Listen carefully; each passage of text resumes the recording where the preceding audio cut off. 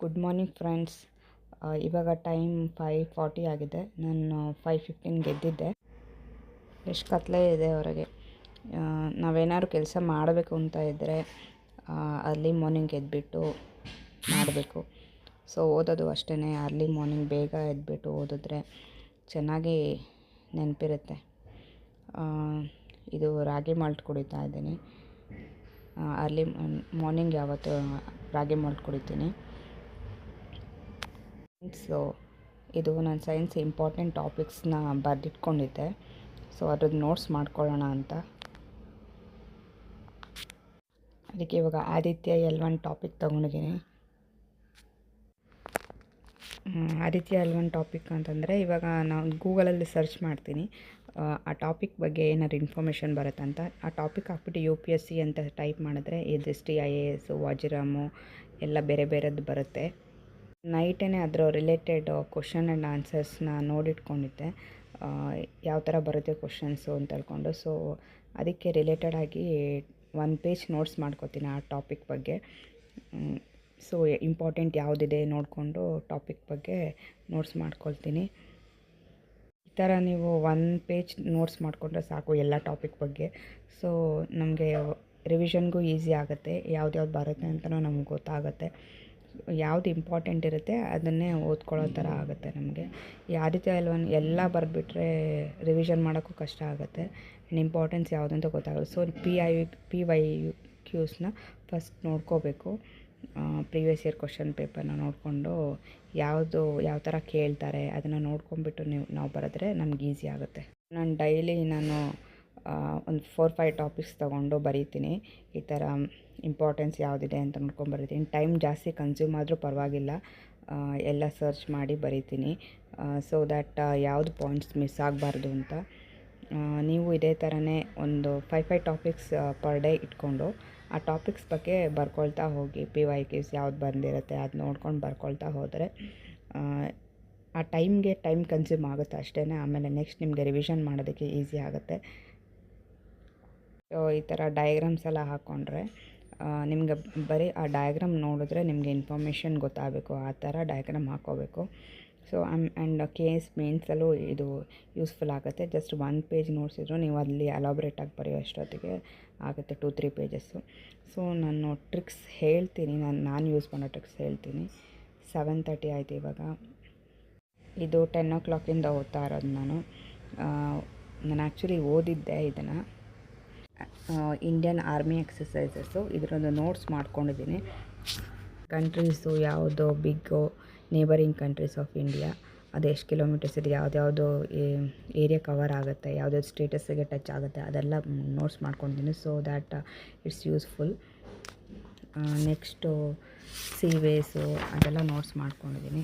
Exercises ಇದೆಲ್ಲ very important topics ಕೇಳ್ತಾರೆ. So that ನೀವು ನೋಟ್ಸ್ ಮಾಡಿಟ್ಕೊಂಡಿದ್ರೆ ಎನಿ ಟೈಮ್ ಯೂಸ್ಫುಲ್ ಆಗುತ್ತೆ. ಸೊ ನೀವು ಈ ಥರ ನೋಟ್ಸ್ ಮಾಡಿಟ್ಕೋಬೇಕು. ನೆಕ್ಸ್ಟು ಇವಾಗ ಪ್ರಿಯಾಂಬಲ್ ಓದ್ತಾ ಇದ್ದೀನಿ. ಅದಕ್ಕಾಗಿಲ್ಲ, ನಾನು ಆ್ಯಕ್ಚುಲಿ ನೋಟ್ಸ್ ಬರ್ಕೊಂಡು ಇವಾಗ 2 o'clock ಆಗಿದೆ. 2 o'clock 5 o'clock ತನಕ ನೋಟ್ಸ್ ಬರೆದಿದ್ದೀನಿ. ಪೊಲಿಟಿ ಓದಿದ್ದೆ, ಪೊಲಿಟಿ ಲಕ್ಷ್ಮೀಕಾಂತಲ್ಲಿ ಚಾಪ್ಟರ್ಸ್ ಓದಿದ್ದೆ, ಅದರದ್ದು ರಿಲೇಟೆಡ್ ನೋಟ್ಸ್ ಮಾಡ್ಕೊಂಡಿದ್ದೀನಿ. ನಾನು ಇದರಲ್ಲಿ ಏನು ಮಾಡಿದ್ದೀನಿ ಅಂತಂದರೆ, first cases important, basic structure of constitution, ಅದರಲ್ಲಿ Shankari Prasad, Golaknath, 24th constitution amendment, Keshavananda Bharati, Indira Nehru Gandhi case, 42nd current constitution amendment act, Minerva Mills case, Waman Rao case. So ಯಾವುದಾದ್ರು ಇಂಪಾರ್ಟೆಂಟ್ ಕೇಸು, ಬೊಮ್ಮಾಯಿ ಕೇಸಸ್ಸು ಆ ಥರದ್ದು ಇಂಪಾರ್ಟೆಂಟ್ ಇದೆ, ಅದನ್ನೆಲ್ಲ ನೋಟ್ಸ್ ಮಾಡಿಟ್ಕೊಂಡಿದ್ದೀನಿ. ನೋಟ್ಸ್ ಅಂತ ಜಸ್ಟ್ 2-3 ಲೈನ್ಸ್ ಬರೆದಿಟ್ಕೊಂಡಿದ್ದೀನಿ. ಅದೇನೇನು ಇಂಪಾರ್ಟೆನ್ಸ್ ಇದೆ ಅದನ್ನು ಬರೆದಿಟ್ಕೊಂಡಿದ್ದೀನಿ. ನೆಕ್ಸ್ಟು ಯೂನಿಯನ್ ಆ್ಯಂಡ್ ಟೆರಿಟರೀಸ್, ಅದರಲ್ಲಿ ಟೆರಿಟರೀಸ್ ರಿಲೇಟೆಡ್ ಅದು ಆರ್ಟಿಕಲ್ಸು ಅದೆಲ್ಲ ಬರೆದಿಟ್ಕೊಂಡಿದ್ದೀನಿ. ನೀವು ಜಸ್ಟ್ ಏನಂದರೆ ಕ್ವಶನ್ ಪೇಪರ್ನ ಕ್ವಶನ್ ಪೇಪರ್ನ ಗ್ಲ್ಯಾನ್ಸ್ ಮಾಡಿಟ್ಕೊಂಡಿರಬೇಕು. ಸೊ ಗ್ಲ್ಯಾನ್ಸ್ ಮಾಡಿಟ್ಕೊಂಡಿದ್ರೆ ಗ್ಲ್ಯಾನ್ಸ್ ಮಾಡಿಬಿಟ್ಟು ನೆಕ್ಸ್ಟು ನೀವು ಓದಬೇಕು. ಫಸ್ಟು ಲಕ್ಷ್ಮೀಕಾಂತ್ ಟೆಕ್ಸ್ಟ್ ಬುಕ್ನ ಓದ್ಕೊಂಡ್ಬಿಡ್ಬೇಕು. ನೋಟ್ಸ್ ಮಾಡೋಕ್ಕಿಂತ ಬಿಫೋರ್ PYQಸ್ನ ಸಾಲ್ವ್ ಮಾಡಬೇಕು. ಸಾಲ್ವ್ ಮಾಡಿದರೆ ನೆಕ್ಸ್ಟ್ ನಿಮ್ಗೆ ನೋಟ್ಸ್ ಮಾಡೋದಕ್ಕೆ ಈಸಿ ಆಗುತ್ತೆ. ಆವಾಗ ಏನು ಇಂಪಾರ್ಟೆನ್ಸ್ ಇದೆ ಅದನ್ನು ಮಾತ್ರ ನೋಟ್ಸ್ ಮಾಡ್ಕೋಬೇಕು. ಫುಲ್ ಟೆಕ್ಸ್ಟ್ ಬುಕ್ನ ಬರ್ಕೋಬಾರ್ದು. ನಾನು ಮಾಡಿದ್ದೀನಿ ನೋಡಿ, ಒಂದು ಈಗ ಬೇಸಿಕ್ ಸ್ಟ್ರಕ್ಚರ್ ಅಂದರೆ ಬರೀ ಒಂದು 2 ಪೇಜಸ್ ಮಾಡಿದ್ದೀನಿ ಅಷ್ಟೇ.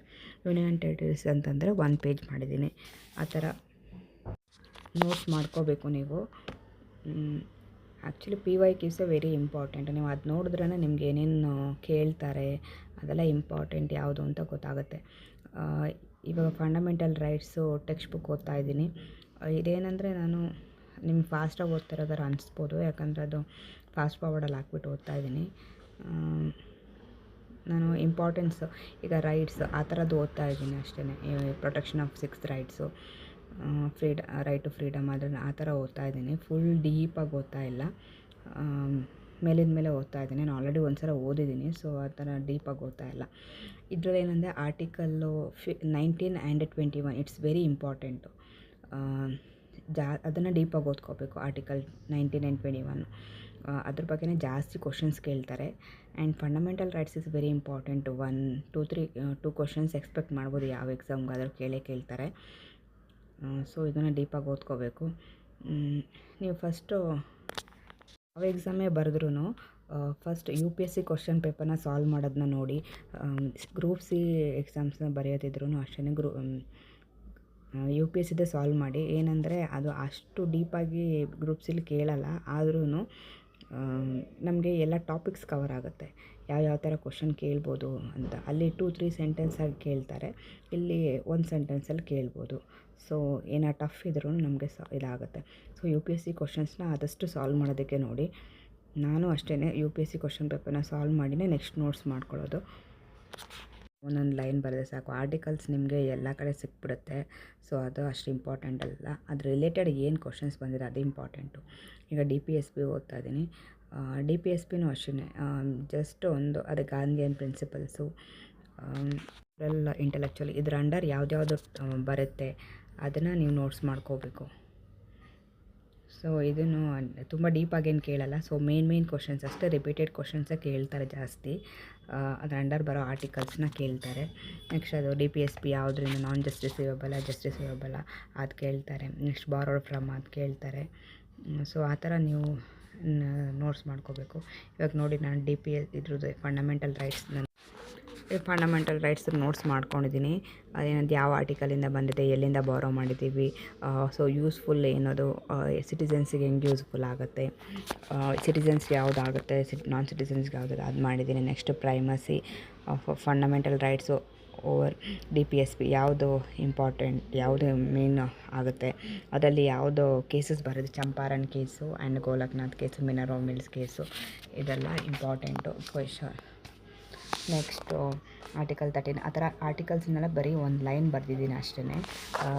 ಯಾವುದು ಇಂಪಾರ್ಟೆಂಟ್ ಇದೆ, ಯಾವುದು ರಿಪೀಟ್ ಆಗುತ್ತೆ, ಕ್ವಶನ್ಸ್ ಯಾವುದು ರಿಪೀಟ್ ಆಗುತ್ತೆ ಅದು ನೋಡ್ಕೊಂಡು ನಾನು ಅದಕ್ಕೆ ಆ್ಯಡ್ ಮಾಡಿದ್ದೀನಿ ಅಷ್ಟೇ. ನೀವು ಆರ್ಟಿಕಲ್ಸ್ನೆಲ್ಲ ಡೀಪಾಗಿ ಬರೆಯೋದಕ್ಕೆ ಹೋಗಬಾರ್ದು, ಅದೆಲ್ಲ ಟೆಕ್ಸ್ಟ್ ಬುಕ್ಕಲ್ಲೇ ಇರುತ್ತೆ. ಸೊ ಅದನ್ನೆಲ್ಲ ನೀವು ಬರೆದ ಹೋದರೆ ನೀವೇ ಒಂದು ಬುಕ್ ಬರೆದ್ಬಿಡ್ಬೋದು. ಸೊ ಅದೆಲ್ಲ ಬರಿಬಾರ್ದು. Next Indian young lawyers association ಅದು ಬರೀಬೇಕು. ನೆಕ್ಸ್ಟ್ ಆರ್ಟಿಕಲ್ಸ್ ಎಲ್ಲ Mandal commission, that's and all important. Indira Sawhney case, Nagaraj versus union of India, ಅದು ಯಾವ್ದು ಆರ್ಟಿಕಲ್ಗೆ ಯಾವ್ದು ರಿಲೇಟ್ ಆಗುತ್ತೆ ಅದನ್ನು ಬರೀಬೇಕು. ನೆಕ್ಸ್ಟು ರೈಟ್ ಟು ಫ್ರೀಡಮ್ಮು, ಅದು ವೆರಿ ಇಂಪಾರ್ಟೆಂಟು. ಆರ್ಟಿಕಲ್ ಹೇಳಿದ್ನ 19 and 21 is very important.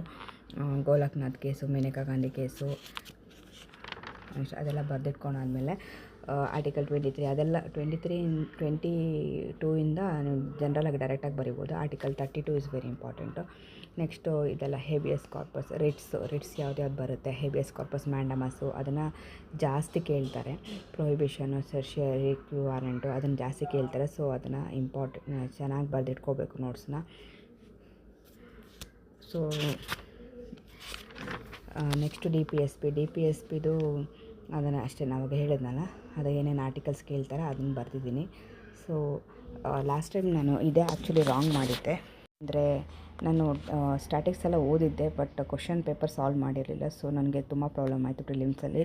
So ಅದಕ್ಕೆ ನಾನು ಕ್ವಶನ್ ಪೇಪರ್ ಸಾಲ್ವ್ ಮಾಡಿ ಆಮೇಲೆ ನೋಟ್ಸ್ ಪ್ರಿಪೇರ್ ಮಾಡ್ತಾಯಿದ್ದೀನಿ. ಲಾಸ್ಟ್ ಇಯರು ನೋಟ್ಸ್ ಪ್ರಿಪೇರ್ ಮಾಡಿದ್ದೆ, ಬಟ್ ನನಗೆ ಅಷ್ಟು ಸ್ಯಾಟಿಸ್ಫ್ಯಾಕ್ಷನ್ ಅನಿಸಿಲ್ಲ. ಸೊ ಇದು ಅಗೇನ್ ನೋಟ್ಸ್ ಪ್ರಿಪೇರ್ ಮಾಡ್ತಾಯಿದ್ದೀನಿ.